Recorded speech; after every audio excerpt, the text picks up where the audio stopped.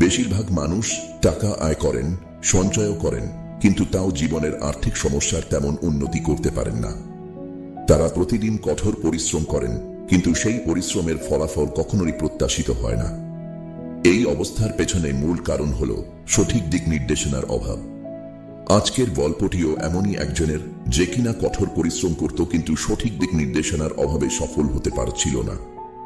আসুন জানি কিভাবে সঠিক অর্থ ব্যবস্থাপনা এবং দিক নির্দেশনার মাধ্যমে আপনি, আমি সবাই আর্থিক অবস্থার উন্নতি করতে পারি। এই গল্পটি কেবল কোনো মোটিভেশন নয়, বরং একটি অতি প্রয়োজনীয় শিক্ষা, যা আপনাকে সাফল্যের পথে এগিয়ে যেতে সাহায্য করবে। তাই গল্পটি শেষ পর্যন্ত দেখুন।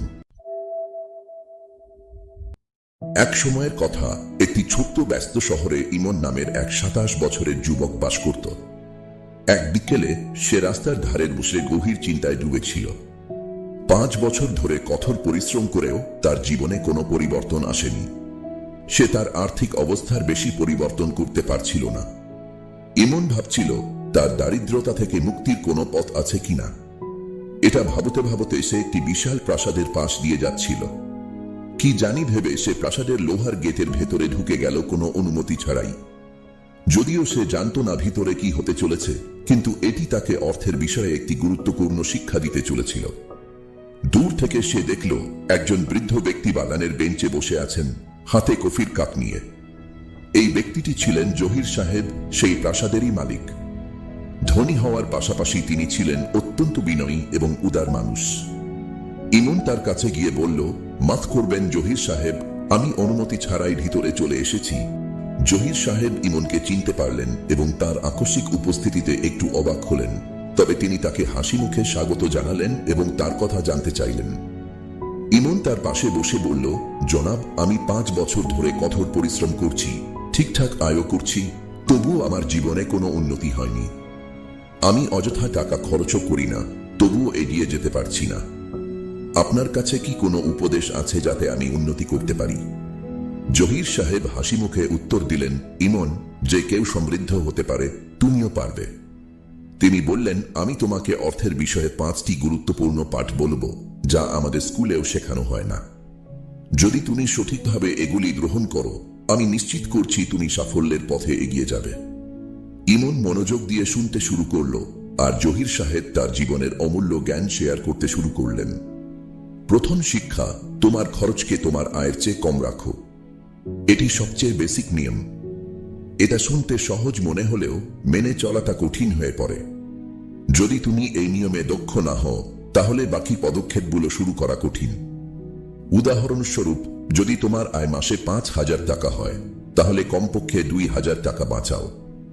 যদি 3,000 টাকা হয়, তাহলে 1,000 টাকা বাঁচাও।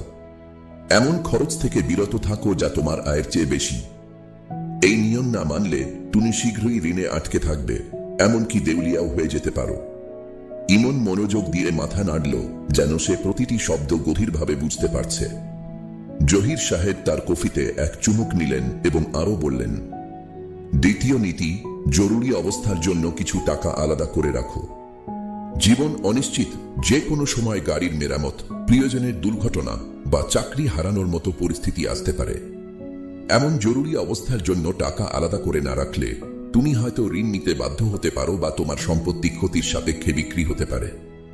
এটিকে তোমার সুরক্ষা কবচ হিসেবে দেখো, যা অপ্রত্যাশিত ঘটনার সময় তোমার অর্থকে সুরক্ষিত রাখবে। ইমন এই দৃষ্টিভঙ্গির গভীরতা অনুভব করল এবং এই গুরুত্বপূর্ণ নীতি গ্রহণের প্রতিজ্ঞা করল। তৃতীয় নীতি, বিনিয়োগ বা ইনভেস্ট করতে শেখো।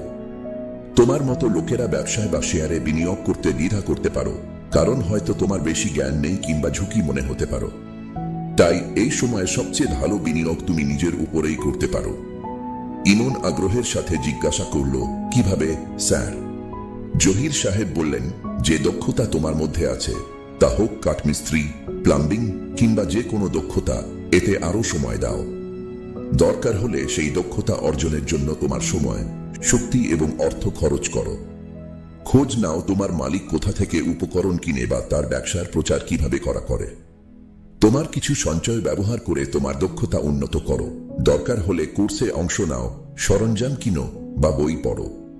এই কথাগুলো ইমনের মধ্যে নতুন মোটিভেশন এনে দিল। সে অনুভব করল সে চাইলেই এখন নিজেকে নতুন করে প্রস্তুত করতে পারে। চতুর্থ নীতি, এখন যখন তুমি তোমার কাজে দক্ষতা পেয়েছো, তাই আরো আয় করার চেষ্টা করো। যেমন তুমি চাইলে নিজস্ব ব্যবসা শুরু করতে পারো, এতে তোমার আয় বাড়বে। তোমাকে এখন মাসের ভিত্তিতে অর্থ প্রদান করা হবে না, বরং তুমি এখন তোমার যোগ্যতা ও পরিশ্রমের ভিত্তিতে টাকা পাবে। যত বেশি পরিশ্রম করবে তত বেশি উপার্জন করবে। ইমন এই বিষয়টি বুঝল এবং নিজেকে স্বাবলম্বী করার কথা ভাবল। সে এখন শেষ নীতি জানার জন্য আরো আগ্রহী ছিল। পঞ্চম নীতি, প্যাসিভ আয়ের উৎস তৈরি করো।